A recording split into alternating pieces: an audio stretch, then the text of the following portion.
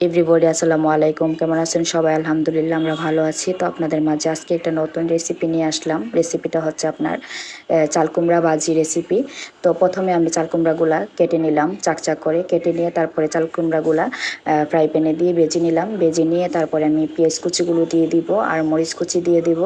দিয়ে তারপরে আমি এটাকে হালকা ঝোল দিব, দিয়ে একে একে মশলাগুলো দিয়ে দিব। দিয়ে দেওয়ার পরে একবার লাল লাল করে ভেজে নিব, কারণ চাল কুমড়া ভাজিটা আপনার যখন আমরা এই কুচি কুচি করে সাদা ভাজি করি, হলুদ না দিয়ে একদম একে একে মশলাগুলো সবগুলো দিই, কিন্তু হলুদ দিই না। ওই ভাজিটা পেঁয়াজ রসুন বেশি করে দিয়ে ওই ভাজিটা আমার কাছে ভালো লাগে। চাল কুমড়ার এই ভাজিটা মনে করেন এটা আমরা ভাজি শুকনা ভাজি করি, তো এই ভাজিটাও আমার কাছে অনেক ভালো লাগে। আবার মাছ দিয়েও চাল কুমড়াটা ভাজিটা আপনার ভাইয়া খুব পছন্দ করে। বড় মাছ দিয়ে রান্না করলে উনি ভাজিটা খুব পছন্দ করে, সেজন্য প্রায় উনি চাল কুমড়া আনে যে ওনাকে একটু ভালো করে ভাজি করে রান্না করে দেওয়ার জন্য। তো উনি যখন মানে চাল কুমড়াটা খেতে পছন্দ করে, তো ওনার সাথে থাকতে থাকতে আজকে 6 বছর 7 বছর যাবৎ ওনার সাথে সংসার করতেছি। বুঝতেই তো পারতেছেন যে ওনার সাথে থাকতে থাকতে আমারও অভ্যাস একটা বাবার বাড়ির অভ্যাসটা অনেকটাই চেঞ্জ হয়ে গেছে। এমনকি আছে যে আমি বাবার বাড়ির মানে আশেপাশের মানুষগুলাকে এখন দেখলে আর চিনি না, কারণ ওনারা আমাকে ভালো করে জিজ্ঞেস করে ভালো আছো কিনা, কিন্তু আমি ওনাদের দিকে তাকিয়ে থাকি কিন্তু ওনাদের উত্তর দিতে পারি না, কারণ আমি ওনাদেরকে চিনি না। আমি বলি যে আলহামদুলিল্লাহ ভালো আছি।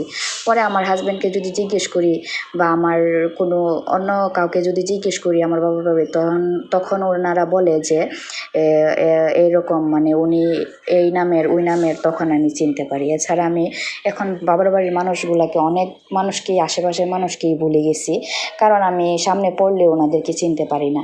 মানে শ্বশুর বাড়িতে থাকি, শ্বশুর বাড়ির আশেপাশের মানুষগুলোর সাথে মিশতে মিশতে বাবার বাড়ির সাথে একটু সম্পর্কটা একটু দূরেই হয়ে যায় মেয়েদের, কারণ মেয়েরা যখন শ্বশুর বাড়িতে চলে যায় তখন বাবার বাড়ির এই আর আগের টানটা থাকে না, কারণ বাবার বাড়ি তো বাবার বাড়ি। বাবার বাড়িতে থেকে চলে গেলে, বিয়ে হয়ে গেলে মেয়েরা শ্বশুর বাড়ি সব কিছু, কারণ মরণ পর্যন্ত কিন্তু মেয়েদের শ্বশুর বাড়িতেই থাকতে হয়। কারণ শ্বশুর বাড়িটা এমন একটা জায়গা যার প্ল্যাটফর্ম আপনি ভালো করতে পারবেন, সেইখানে আপনার ভালো হবে, আর সব কিছুতেই ভালো হবে। আর যদি প্ল্যাটফর্ম ভালো না করতে পারেন তাহলে কোনো কিছুতেই আগাতে পারবেন না। কারণ শ্বশুর বাড়িতে আপনার যত কিছুই করেন না কেন শ্বশুর বাড়ি, কিন্তু বাবার বাড়ির সময়টা যেটা পার করে আসছেন ওইটা কিন্তু শ্বশুর বাড়িতে পার করা যায় না। কারণ কি জানেন, মেয়েরা কিন্তু আদিকাল থেকেই পেয়ে আসছে যে শ্বশুর বাড়িতে যাওয়া লাগে।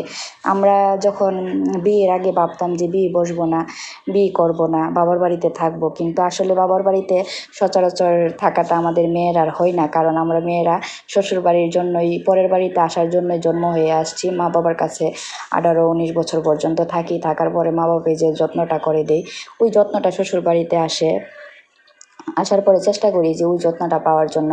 কিন্তু আসলে বাবার বাড়ি তো বাবার বাড়ি, ওই একটা মেয়ের যখন বিয়ে হয়ে যায় তখন তার অনেক দায়িত্ব বেড়ে যায়। দেখেন আপনাদের সাথে কথা বলতে গেলে অনেক কিছু বলে ফেলি। তো দেখেন আমার চাল কুমড়া ভাজি রেসিপি ফাইনাল লুক চলে আসছে। তো ভিডিওটা যদি ভালো লাগে অবশ্যই লাইক কমেন্ট শেয়ার করবেন, আর নেক্সট যাতে আপনাদের জন্য ভিডিও নিয়ে আসতে পারি নতুন নতুন, আপনারা আমাদের জন্য দোয়া করবেন, আমার জন্য দোয়া করবেন এবং আমার সাথে থাকবেন, আমাকে ভালোবাসা দিবেন, সাপোর্ট করবেন। ওকে, আল্লাহ হাফেজ।